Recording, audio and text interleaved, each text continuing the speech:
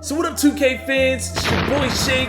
Shout out to my Shake squad, coming back from Community Day in Hollywood, California. Had a great time out there. I met up with some of your favorite content creators and a lot of your up and coming next makers. It was a phenomenal experience.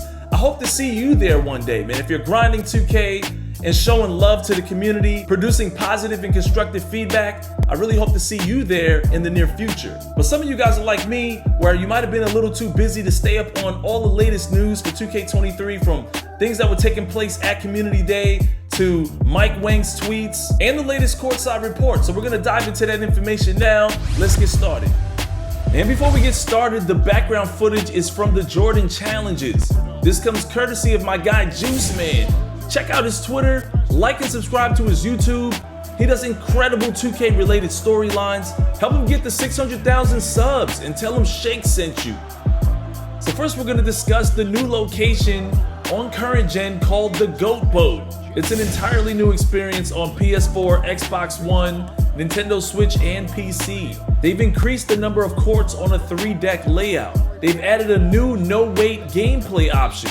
This lets you play with randoms and it reduces the wait times. It also works for the rec. So this might be a new way to get on the court if you don't have a team and you just want to speed things up. Now on to the decks. We've got the Platinum deck, which is where you play threes. We've got 6 3v3 courts, 4 elevators, which are used for fast travel, and 2 showers, which is a new feature that helps you change servers. This is also where you'll find the Gatorade training facility. And we've also got deuces on the Platinum deck. There's 6 2v2 courts, 3 elevators, and 2 showers. Once again, showers is how you refresh the server. And finally on the Platinum deck, we have the Moat. Now there's 2 5v5 courts, rather than just 1 like last year, 2 elevators and 2 showers. Now onto the Silver deck. This is where the Promenade is. Here we have the Jordan Challenges, and we've got some screenshots for you to take a look at. We've got the Rec Lounge. We've also got the cages for you guys that love that fast-paced, wacky arcade gameplay. On the Promenade, you'll also find the NBA store swags, Rose Sporting Goods, wheels, docks, tattoos, and other partnered stores. This is also where you play My Team mode. We've got a new place called the Galleon. This is where you play your 1v1 games. And we have the Bridge, which looks like the new place to play 3v3 Pro-Am. On the Promenade, you'll also find the Daily Pick'em, the Daily Prize, and 2 elevators. And then finally, on the Gold deck, we have your My Court and the Ante-Up courts. So if you want to head to the stage, you got to go to the Gold deck. I highly recommend you guys spend a lot of time at the Ante-Up stage for Season 1. So you'll play against the better competition, so you'll find out the better animations and the better badges and the overall better builds. Seasons has been updated as well. Each season we're getting a new excursion, or a new location to go play an event at. And we also get 1 new on-deck event each season. There's a lot to do with quests this year. You have to interact with the NPCs to get a new quest. You're not just gonna find them on your cell phone. And there's new rival quests. This is where you're gonna compete against the AI in 1v1 matchups. This makes for a more deeper, immersive storyline. And this weekend, we got some more 2K23 details from Mike Wang. He says early on, 2K23 will favor the bigs. Lots of bricks are gonna go up because it's harder to shoot, which means easy boards and putbacks, but eventually it'll even out, and slashers will have a good year. So basically he's saying what I've been saying. You should definitely consider making a safe build for Season 1. Some kind of perimeter lock, a 3-and-D, or a center, because it should be pretty easy for those positions initially. He also makes it clear that the Teardropper badge isn't gone, but it's been rolled up into the Giant Slayer badge. You can also set your shot meter to Pro Stick only. This allows you to decide which shots get meters and which don't. When asked if 2K could take out the option to turn off layup timing, Mike said that the community's just not ready for that yet. There's some people out there that wish we could time everything, including layups. They want real player percentage to be out of the online experience. Let me know what you guys think of that in the comment section. Should you have to time all the layups as well? I've been hearing some good things about leaving the layup timing on. Apparently you can time your layups better even through contact or tough contests. Mike says that they made a change to where if you bite on a pump fake, there's a cooldown timer on the landing.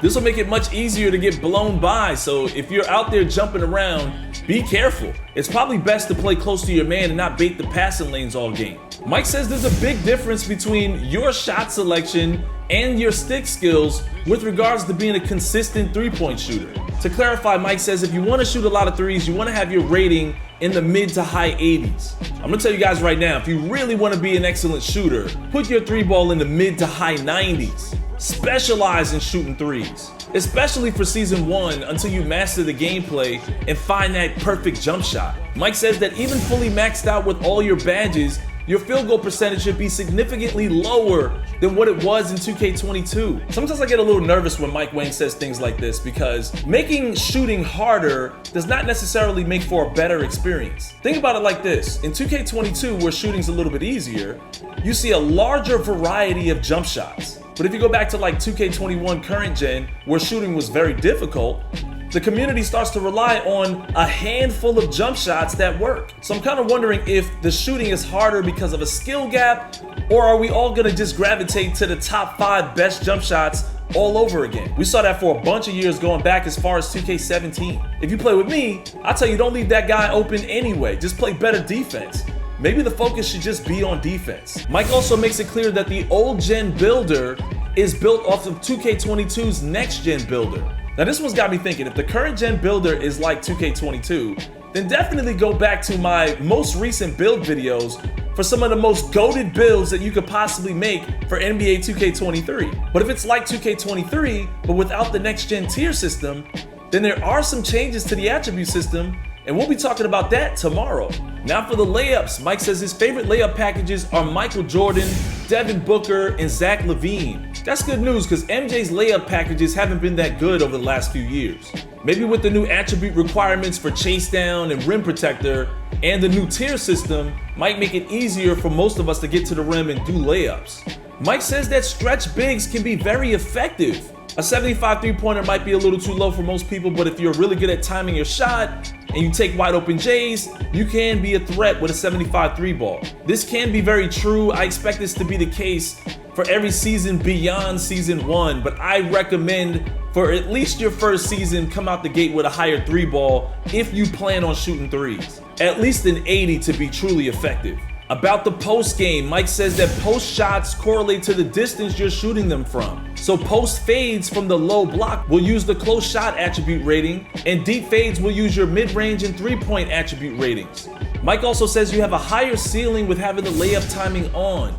If you make a slasher, make sure you practice the skill dunks because you can do a whole lot of damage with both layups and dunking. This is very true. Consider having high ratings so you can specialize as a slasher. You want to make sure you have the best badges activate when you're going to the rim. Good question from Brandon asking Mike what's his favorite improvement from 2K22 to 2K23, and Mike says his favorite thing is probably the shooting gap, and his second has to be the controllable rim hangs. For me, I hope it's the overall environment experience. I don't want to play in the same wreck. I also don't want to play in that same old city. I hope the functionality on the Goat Boat works right out the gate, less glitches, less lag outs. I just want to have a fun experience. Mike announced earlier that real player percentage for shooting, free throws, and jump shots are gone online. You can still use them offline like in a My Career game, but we all have to get used to timing our jump shots now. He also said that there's huge improvements in save the ball animations compared to previous years. And we also want our My players to react to the sidelines and the backcourt lines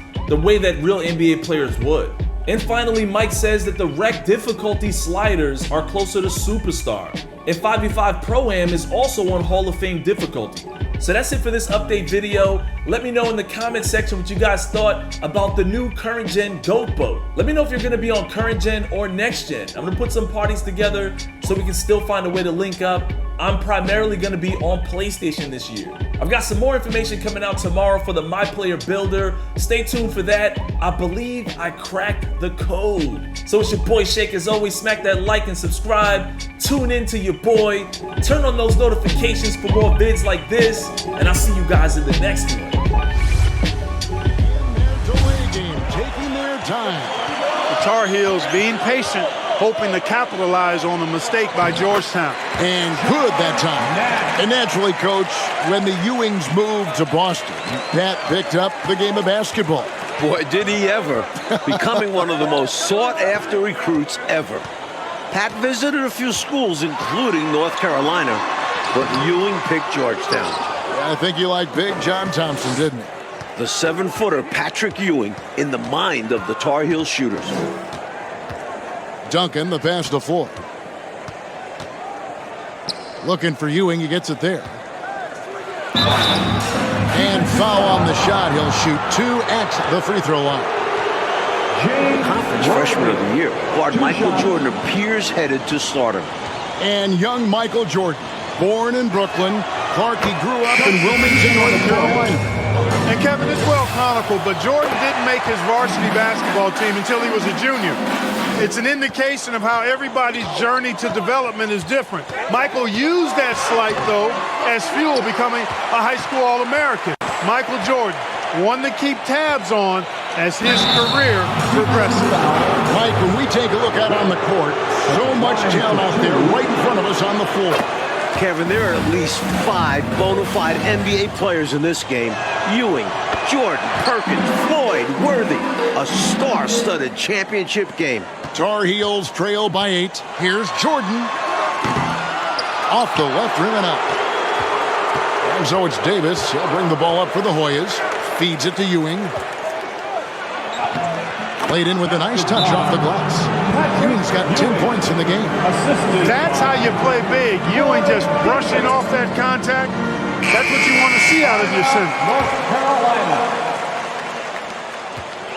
Haven't been able to stop this run so far. The opposition continuing to be absolutely relentless. Adams outside.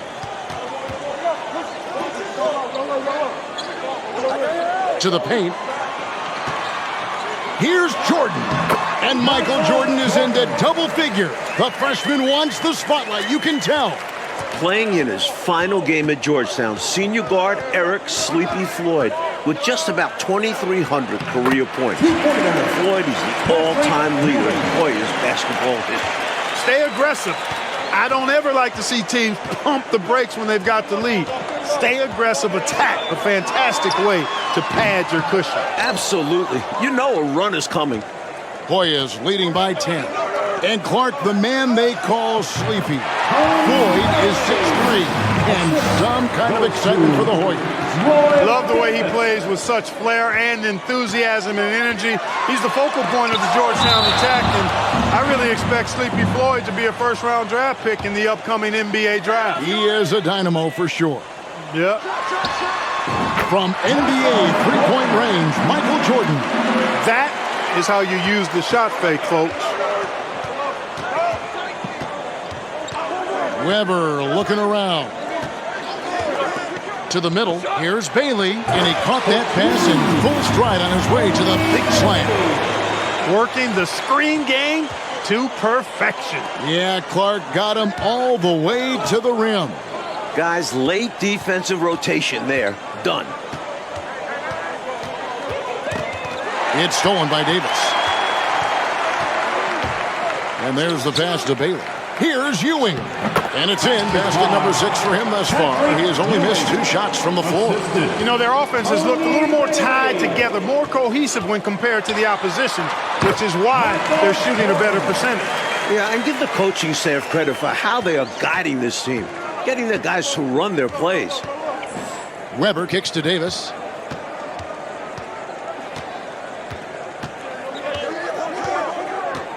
Back to Weber. Here he goes. Oh, Worthy with the block. That's great anticipation by Worthy, who has averaged over 1 block per game throughout his collegiate career. Jordan against Green. It's rebounded by Ewing. Ewing's got his 6th rebound on the night. Davis, the pass to Green. Bailey, good, and it's Green picking up the assist. Bailey's got the lead up to 14 now for the Hoyas. Jordan outside. Over Davis. And Jordan has gotten to 16, passing his season average. You look real fly in that retirement home. Please, man, I look flying whatever I wear. I don't know about you, looking like you fresh out of trash can. Everybody in the city loves Shep. He don't care about nobody but himself. You know what's wrong with you? You got no backbone. You let people walk all over you. Man, who you talking to? Hold on.